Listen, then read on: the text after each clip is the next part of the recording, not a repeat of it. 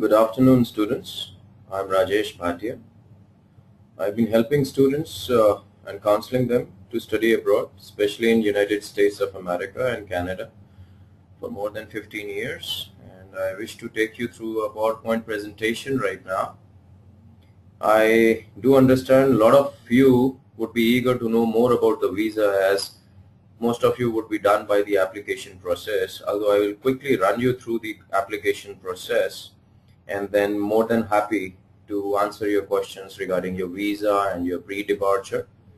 So let me just start with my PowerPoint presentation, and after going through this, I'll be happy to answer all your questions. This is basically me and my address. I'm based in South Delhi, New Delhi, Saket. My company name is ITP, Innovative Training Place. Well, to begin with, why should we be studying abroad? It's because of the flexibility. You just not only concentrate on one course, besides that you can be given a lot of electives which you can choose. There's an international exposure. International exposure is something where, let's say for example, if we take United States and you are in California State University, you would be finding lots of students from other nations, and there are so many co-curricular activities which you start doing with each other. Your intellectual, interpersonal and problem solving definitely improves. You get an option of doing independent research programs, which unlikely are not available at many places in our own country. Then there is support, academic advisors, good accommodations, and then the options of internships in the form of OPTs and CPTs. OPT is optional practical training and CPT is curriculum practical training. More or less after the internships, people do get placed in those respective companies. So that's another advantage which you guys have while studying abroad. Financing your degree, there are bank loans available, scholarships, tuition waivers, teaching assistantships, campus jobs. I'll come back. Sorry. Now, when we come to about bank loans are available readily for all the students. You have seen how CREDILA has been very helpful in providing these bank loans, and they have made the process very simpler now. Scholarships, more or less, which are merit based. People who deserve scholarships basically should be applying much in advance, and the rounds of application starts way early, before the 9 months the program starts. Tuition waivers are given on the basis of merit, as well as to people who financially are not that strong. Teaching assistantships usually don't happen that fast, but once the student reaches United States, it's much easier for him to be under a professor, and if the professor is impressed by your work, definitely the teaching assistantship is on your way. And there are simple exams like test of spoken English, that's called TSE, or the spoken English exam being held by that particular university. Campus jobs, and even sometimes out of campus jobs are also available for students, and usually student is able to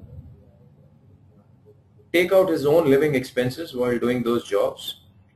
The job per hour starts somewhere around $10 and $12 per hour, and a lot of students are able to basically take out their living expenses, as you're allowed to work 20 hours as you're allowed to work for 20 hours a week, not more than that. I see a question coming up. I would be answering your questions, Mr. Vinay. Just give me some time to finish this PowerPoint presentation, and I will be telling you all about the visa interview. I'll quickly run you through this.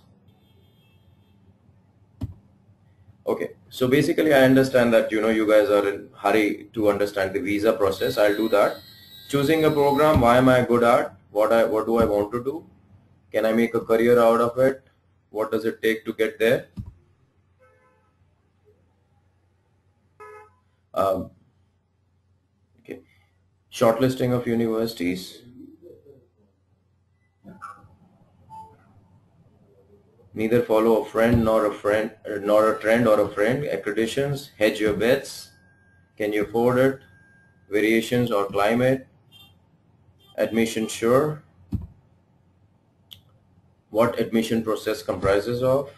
It's basically the main important tool is the shortlisting of universities. Filling up your application forms, you have to make sure you know your last name, first name, and for a lot of people who do not use their last names or sometimes the first names, then you need to fill in the applications with first name unknown. Editing of your SOPs and essays, which is a very vital part besides your academic percentage, your work experience in case of business schools. It's like it carries so much of percentage and weightage that the admission checkers or the deans of those respective departments look into your statement of purpose and essays very carefully along with your academics, your essays, and your writing portions which you are given in your GRE and GMAT. So make sure whenever you're writing your SOPs and essays, you're very careful that whatever you had done in your writing analytical writing assessment, and the same goes with your essays as well. Well, editing of your LORs and your SOPs is also very important at the same time that the admission office is pleased to see that there's a smooth flow and the paragraphs are well written by the student. Drafting of financial documents, the student needs to show.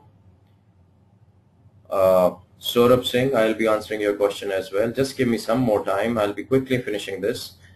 Financial documents are very important in order to issue the I-20 for the United States Immigration and Naturalization Service through the university. Without the financial docs, the university is not entitled or given any eligibility to give you any I-20s. Okay, and okay, I'll skip this right now. Securing scholarships. Visa, okay, we are on the main portion right now, visa easy. What we offer is basically is visa interview prep, mock sessions. It's very important. I don't know whether any of you have ever been to the US Embassy before, but the US Embassy gives you a very different view while for the interview. Here, if you go through their websites also, they emphasize more on having an interview with you, unlikely like Canadian and UK universities, UK Embassy, where you are given the visa on the basis of your paperwork. In the US Embassy, they are more likely to check you talking to you, looking into your eyes, seeing that whatever you're speaking is genuine and it makes sense to them whether they should be issuing you this visa or not. 95% of the times, they do not check your papers. I repeat, they do not check your papers 95% of the times. They are more than happy to make the decisions by only verbal communication. So it is very important that you prepare yourself verbally, and that's what we do in your mock sessions. We tell you that what if possible, if they ever want to see your papers, then there is an affidavit of support which usually is being signed by your parents, and your parents are basically going to take an oath that they are readily sponsoring you for at least the first year and the second year of your education in case of the master's courses. In case of the undergrad, then a 4-year. Okay. Property papers nowadays are not that important. Vaccination, Akshay Mehra, is definitely required, and you would be given an immunization form. I will be answering all these questions. Just give me another 5 minutes to finish this. Property papers are not that important. You can always carry the photocopies.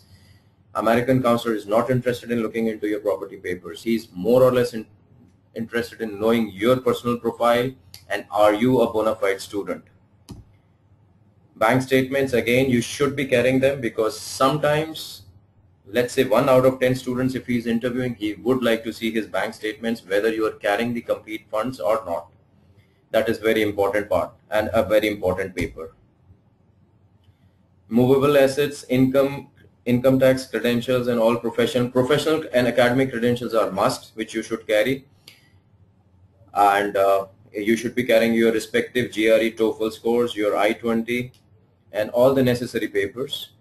Usually the embassy counselor is basically looking for their own papers which should be in order, mainly their own I-20s, your SEVIS, and your academic records. Okay, we will come to the pre-departure. This is about that when you land there, you are a foreigner.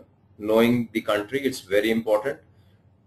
Try to de-learn yourself and try to learn their systems and adopt their systems, because remember, you are going to be there minimum for 2 years for masters and 4 years for undergrad. Your expenses, your accommodations, and I will just finish this here and start answering your questions fast, because I can see there are a lot of people who have already started pouring in questions. And I will start with Vinay. Hi Vinay, I see that you have asked a question that please give me some tips for visa interview. Vinay, I always tell students one thing which is very important is to have a balanced mind. If you have even prepared for your questions, I do recommend the last day before your exam or before your visa interview, don't do anything. Do whatever you feel like doing the best. If you like enjoying a cup of coffee, going to a movie with your friends, do all those things, and don't seek any advice on the last day from anybody who has traveled once or even twice to United States. Anybody who has traveled there may come up with certain paperwork which you have not done for yourself, and in the last moment or the 11th hour you will have jittery moments before you go for your interview. When you go inside the embassy, do carry, I say, my personal choice is Khushwant Singh's joke book. Read joke books, read automobile magazines, read anything you feel like, but do not look at the counselor who's interviewing other many students or other people. Prepare yourself in such a way that you are a very good listener. Let the counselor finish his question and then you start speaking. Speak what you want to speak. Speak to him like a friend. Don't give him an interview. Americans are there just to judge you whether you're a bona fide student or not. Sometimes the interview can last only for 10 seconds and you are given a visa. And you will be surprised to know that they have not even seen a single paper of yours and your visa has been granted.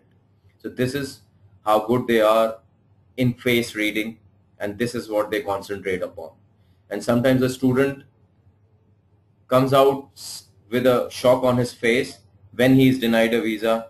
Mere se to kuch pucha hi nahi, yet he has refused me a visa. Trust me, he must have asked you 2 questions, and from that only he has made up his mind that he does not want to give you a visa. Now, your another question was, which is a better on-campus or off-campus accommodation? Vinay, are you an undergraduate student or a graduate student? I must know that. Vinay, if you can write that, are you an undergraduate student or a graduate student? If you are a graduate student, then of course you can go for off-campus accommodations, and you can always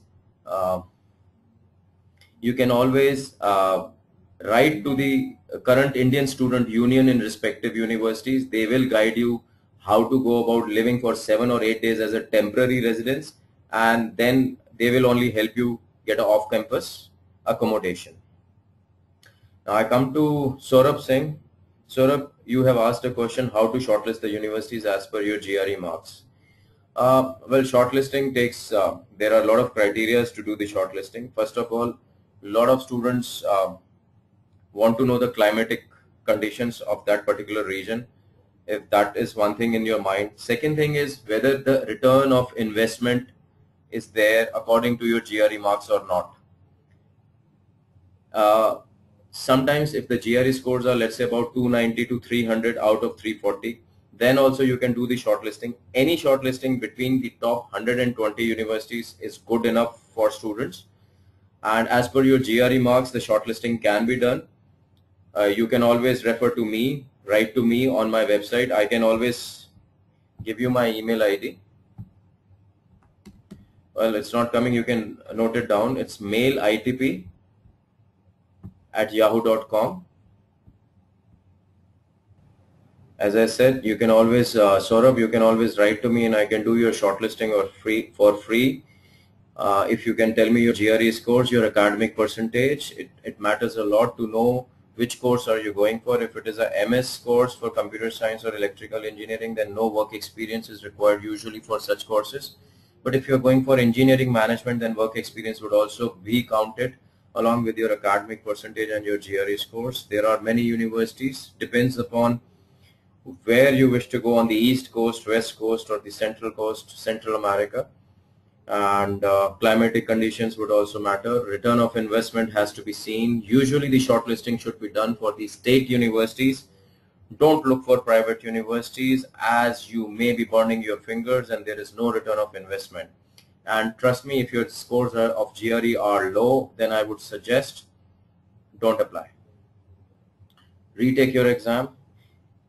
And if you feel like going into the private universities and you're ready to pay them and not look forward to your return of investments, then any universities are fine as per your low GRE scores. If you have high GRE scores, then you should be looking for some public universities as well as state universities.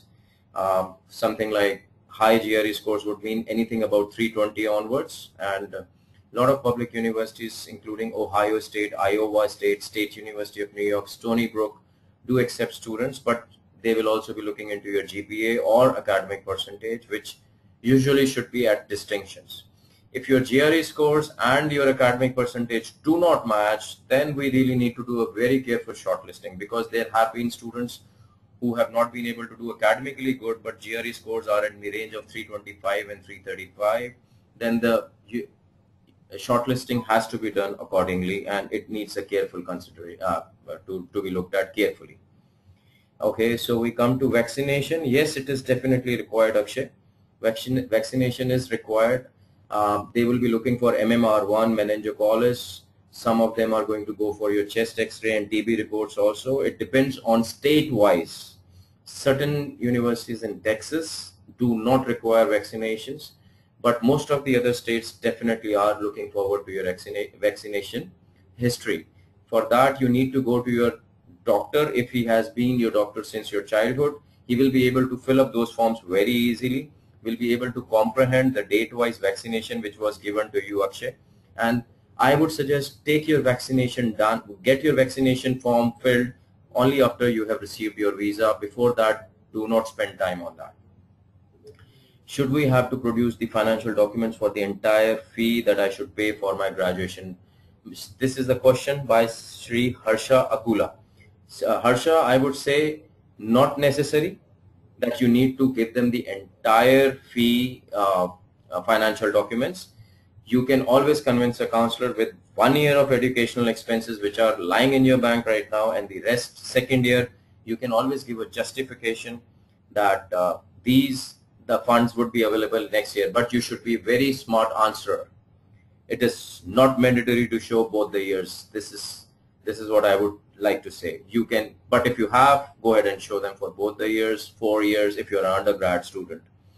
And I like to go to the, I hope, Harsha, I have given you the answer. Okay, Saurabh is asking also, do you have an idea how is the job opportunity for MS in MIS? Okay, information systems is considered to be equally opportunity wise a great program in US as computer science, or it lies sometimes, you know, there are a lot of companies who are looking for information systems. Now there's MS in MIS is more on the technical side. Management is less, but technical is more here. So yes, the job opportunities usually start from say $68,000 per year to $85,000 per year if you have gotten out of a ranked university between 40th and 60th. If you come out from Ivy Leagues and you have finished your MS in MIS, you should be starting somewhere from $85,000 per year annually, and you can go up to $100,000 also. So there are great opportunities for an MIS program in United States of America. Next question is by Vijaya Shetty. What kind of travel document will I need? What are the overseas living arrangements? I do not understand, Vijaya, what do you mean by travel documents? You need your passport and you need to get your visa in your passport done, and for that you need an I-20 from the US universities or an acceptance letter from a Canadian university. Overseas living arrangements can vary. You can have dormitories provided by the universities, or you can live off campus, and this can be easily locatable by going onto the current students websites in the universities Vijaya, you log on to current students. I think if you are logged on to the website, there are two types of students available. One are future students, one are the current students. Current students are the ones who are studying there. And there are Indian student unions in most of the universities, and you can always log on to them, tell them about that you are coming to United States of America and you would like to stay there. Most of the Indian student unions are very helpful, and they will tell you how to come about it and have the living arrangements done even prior to your arrival there. Okay, would it affect? How about backlogs? I have another question by Sri Harsha Akula. How about backlogs? Would it affect my admissions? The backlogs definitely would affect your admissions, but there have been a lot of cases when you have one or two backlogs, you have been accepted there. It depends on which course you have a backlog. You need to get it verified by the university. University people are very clear about replying you back whether the backlogs can be accepted or not. However, if you have cleared your backlogs, then not to worry at all. Even if you have finished your degree of 4 years in 6 years, not to worry about it. Just finish your backlogs and apply. Universities in United States of America are habitual of these kind of things happening there. Even the students in United States of America have a lot of backlogs, so they understand this system. So there is nothing bad about having backlogs. They will offer you an admission. Provided you have cleared it, nothing to worry about. Even if you have left with one or two, some of the universities have also asked the students to go back and finish those backlogs because they offer you an admission sometimes on the 7th semester basis, and your 8th semester is left back here in India. So your admission even comes even before you have finished the 8th semester. And if your backlog is in the 8th semester and the university does not even know about it, you have the time to come back and finish your backlogs and go back. So no worries about that, Harsha. Do I need a 16th year of education to study abroad? Akshay, this is your question. Akshay, I would say if you go for an MBA program, 40% of the universities in United States of America accept you with 15 years of education. They do not require 16 years of education. But however, if you're going for an MS course, you need to have 16 years of education for the majority of the programs. So yes, 16 years for an MS course, 15 years for 40% of the MBA universities in United States is required. What are the exams needed to be cleared to study abroad? Akshay, I would like to know, Akshay, are you going for MBA, are you going for MS, or you are undergraduate student? Kindly clarify that, then I can tell you which exams are needed. Thank you, Harsha, for writing. Thanks. What loans and scholarships from India can I get to study abroad? Akshay, you can get, there are a lot of loans available. In fact, you have logged on to CREDILA. They are the best people to guide you on that. Lots and lots of loans. And I've seen these services by CREDILA. They come to your doorstep and provide you all the loan facilities. Scholarships, you need to have a lot of good merits in order to apply for scholarships. Okay, so another question by Akshay again. Do universities abroad offer scholarships? Yes, they do, Akshay. Definitely they do. If you log on to any of the websites, you will see that there are a lot of scholarship options available by each University of United States of America. There are very few who seldom don't give you scholarships. Yeah, Akshay, your another question is, can I do MBA without work experience? That means you need to give an exam of GMAT, which you had asked earlier, Akshay. Yes, you need to give GMAT for MBA, and without work experience, US universities definitely accept you. But most of the Ivy Leagues and high-end universities, which are ranging from rank 1 to top 60, will not accept you without work experience, and some will definitely accept you without work experience. Where can I get information on studying in Germany? Go to DAAD. D as a destiny, A for America, and D for destiny again. They will help you out with Germany. Saurabh, thank you so much for writing. Thanks. Would it affect? How about, okay. Does multiple, I'll come again, Saurabh Singh, there is a question by you. It's a very good question. Does multiple reappearance in GRE affect your admission? Saurabh, I would like to say there are different patterns being followed by different universities. Some universities just take the highest score whenever you had given. Let it be your previous score which was highest or the later one. But some universities will take the average of both or three scores which you have taken. If you have taken 3 times GRE, they'll average it out.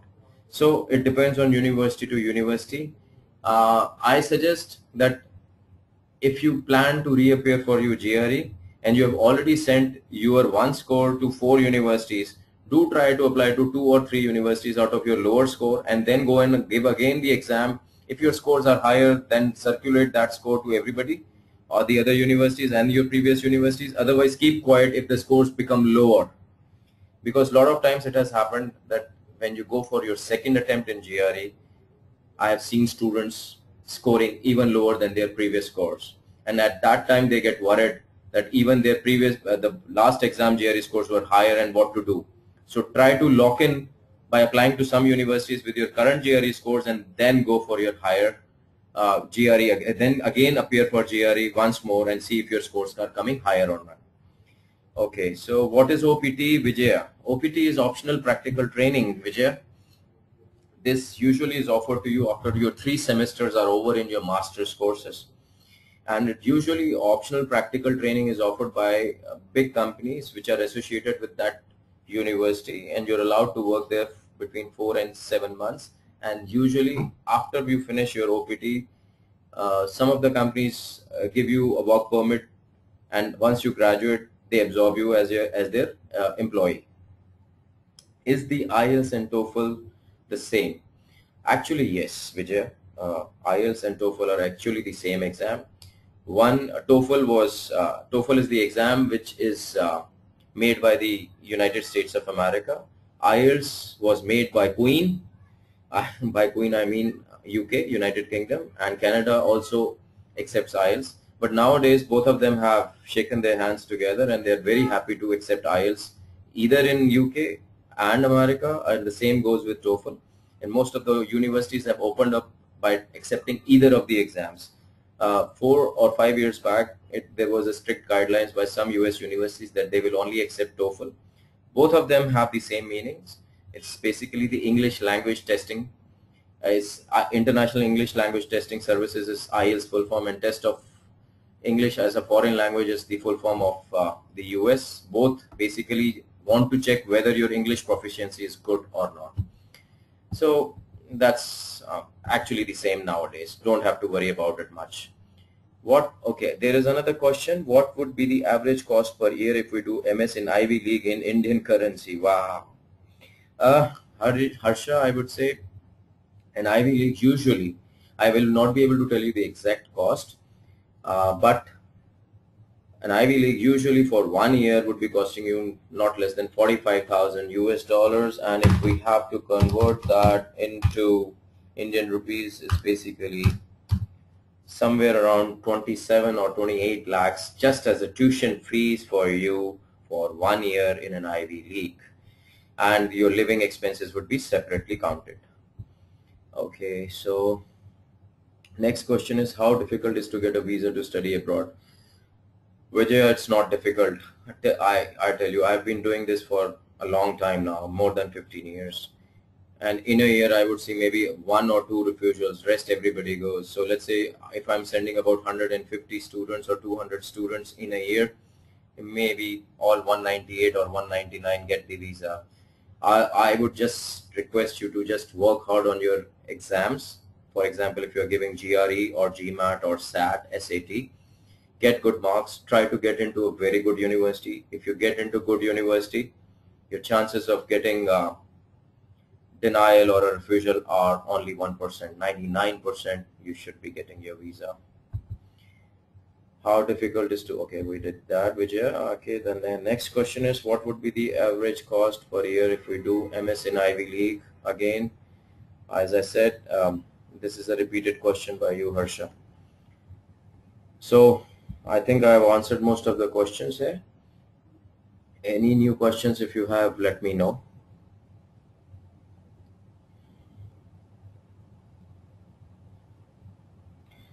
My mail ID, I was trying to type it here, but okay, I'll just verbally say it, Harsha. It's mail ITP, I for India, T for Tata, P for Patna, at yahoo.com. You can also log on to my website. It's www.itpstudyabroad.com. So I hope you've jotted it down correctly, Harsha.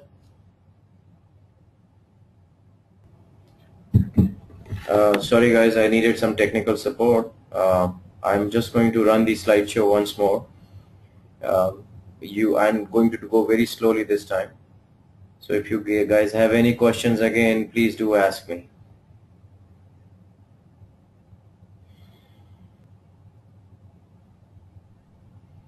Now this is very interesting, basically a lot of students definitely, get confused choosing a right program.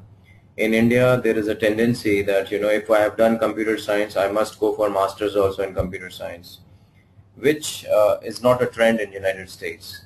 There are a lot of students who have finished their computer science in their bachelor's degree, but now they want to become a doctor, so they can. So basically, always ask yourself a very good question, that what am I good at? Break that usual Indian tradition. If you feel like becoming, going for management programs, then take work experience there. Do not jump the gun. Do not go for MS right away. If you feel like that, you are being forced by someone to go for these courses, I would not suggest that you should be taking any of those courses unless a voice comes from inside of you whether you should be going for this course or not. Okay, let's say, but there's another question. What is MS or MBA? MS is basically a Masters of Science program for many fields, including electrical engineering, computer science, civil engineering, instrumentation, aeronautical engineering. MBA usually is a management of business administration related to management programs. Vinay, it depends upon your profile, what is better, MS or MBA. It depends on you. You can always give me a call and ask me these questions, and this is my mobile number is 98106176656. It depends upon you, what your objectives are. For some people, MS is very good. For some people, MBA is very good. So depends. This question cannot be answered like this. You give me a call whenever. Not today. I'm very busy. But if you could give me a call, or maybe after an hour, I'll be able to take your call today also. Okay, yep. Never follow a friend or a trend. Again, if your friend is going for computer science, it doesn't mean you also have to go for that. Make sure you look into the accreditations of the universities. Hedge your bets. By this, I would mean classify your shortlisting in aiming high, mediocre, and sure shot universities, and also look into whether you can afford it or not, and the climatic conditions for some Indian students who are allergic, or some Indian students who cannot afford to stay in cold climatic conditions, then should be looking for normal conditions, which can be found in south side of United States, such as Florida, Texas, Los Angeles areas, and Arizona as well. Process. If you want to do your shortlisting of universities, you're most welcome to come to us also. We help you with shortlisting, filling up of the application forms, drafting, editing your statement of purpose and essays, recommendation letters. We also help you solve your financial problems. We guide you for obtaining critical documents, guide you with scholarships as well. In your visa, if you want, I can help you really with your mock sessions. It's how to overcome the fear of the visa is very important. So I help you with that. And most of the papers which are mentioned here, even in my website, I usually don't encourage students to take all of these. I am a person who would like to send you with very less documentation in your hands. So if you feel like, you're most welcome to come and see me for the same. And very important for you is that to understand the other country, the knowledge on the other country, the environment, the people, and what all to do on your airport. It's very important. You all have my numbers. You can always give me a call once you've received your visas. You're most welcome to talk to me about your pre-departure, how to even be on the airport and exiting the airport, and calling your um, advisors and all, definitely. Vinay, you have asked, do students with only certain majors study abroad? No. I mean, you say pick up your major and you can study abroad.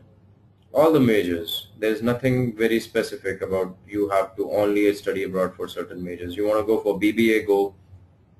You want to go for acting, you can go. You want to become a doctor, you can go. You want to be a research on nuclear physics, you can go. So anything you wish to go for, you can, Vinay.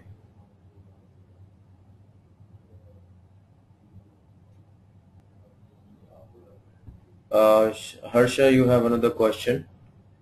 I heard that UK degrees are not as much valued as US ones. I feel so too. You're right. This is my own personal opinion. I have found the US degrees to be much more valuable. I would suggest that what you are saying is as what I feel. So I don't know about others. This is my own personal opinion that US degrees definitely hold more value. The master's degree and the undergraduate degree are like totally practical. It is the theoretical and the practical knowledge gelled together, and it makes a very valuable asset to a student, that he or she comes out as a very bright person. uh, I have seen that a lot of Indian students who are going for the UK degrees, until and unless they are from the top universities, do not hold much value back here in India. Do I have to have certain GPA to study abroad? Well, uh, most of the universities are looking forward to your GPA between 3.0 and 4.0. Some universities definitely accept you with a GPA of 2.8, 2.9 as well. So yes, you have to be usually above 2.8 in order to get into a okay to decent university, and somewhere between 3.1 to 3.7 to get into a good university, and likewise a very good university. So that, I hope that answers your question, Akshay. Well, GRE computer science subject test, Akshay, is something usually, let me answer that first, Akshay.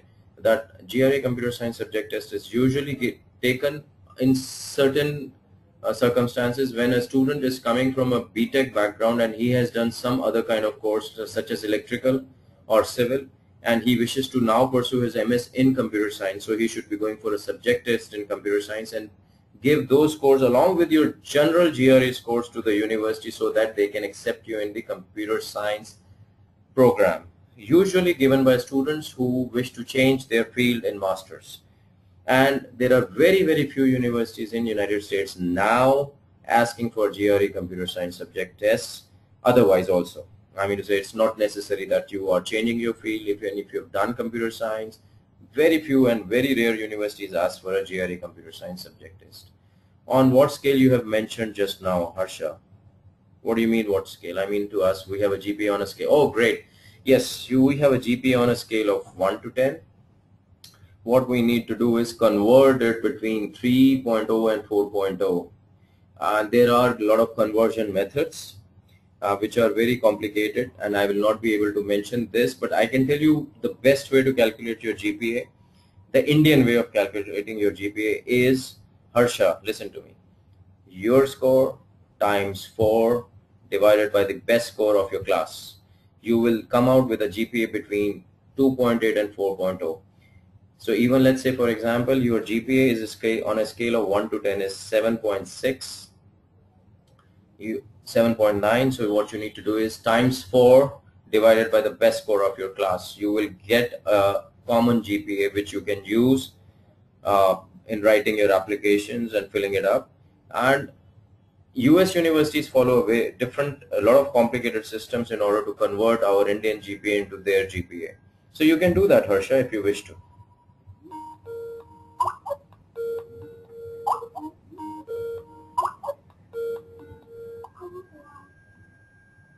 Yeah, so yeah, do that. You do that. I'll do it for you.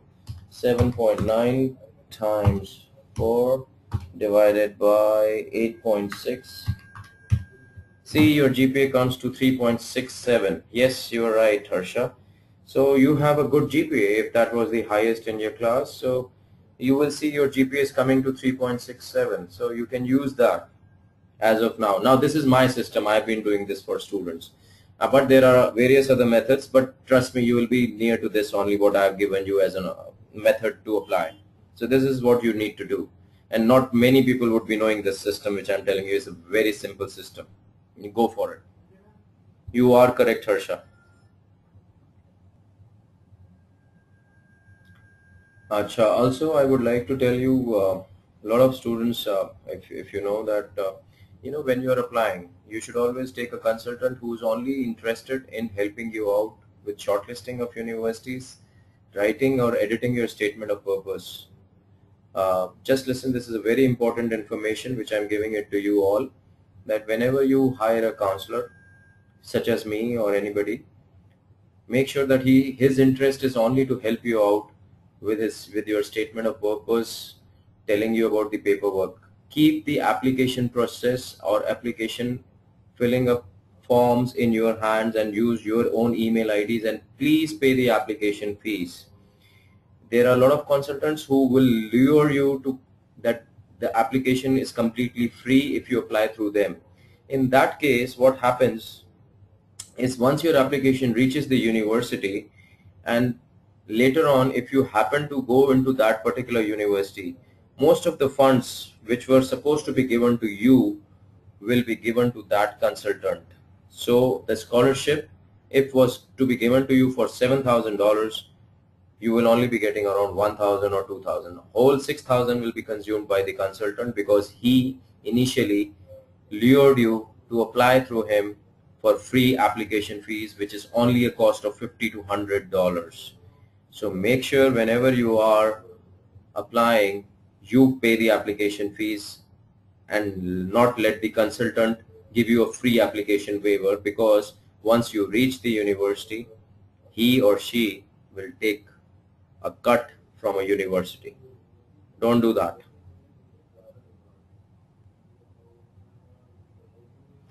Okay, Harsha, how would the university people come to know about my class toppers GPA? Okay, see, usually there are a lot of Indian students applying every year, and they have the means to understand the concept, what was going the highest in the last year.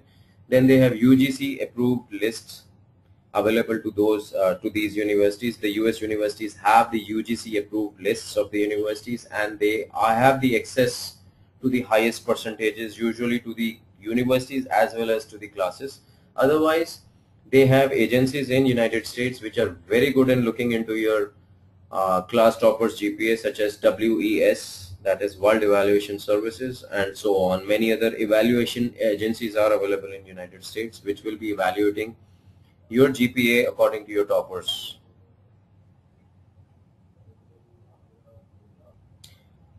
I think we are only left with about 3-4 more minutes. If you have any questions, please do let me know.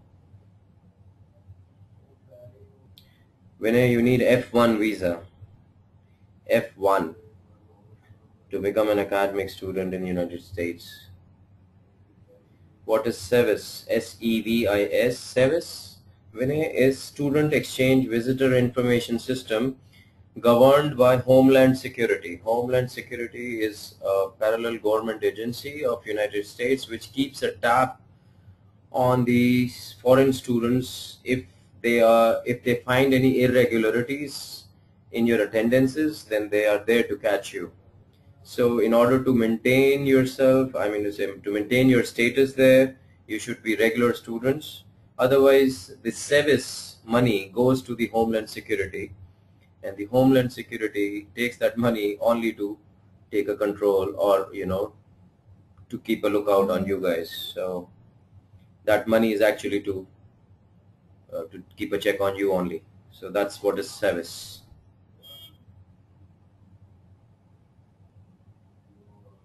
Also, this is just a request to all of the students. You have my number and my name as displayed in front of you.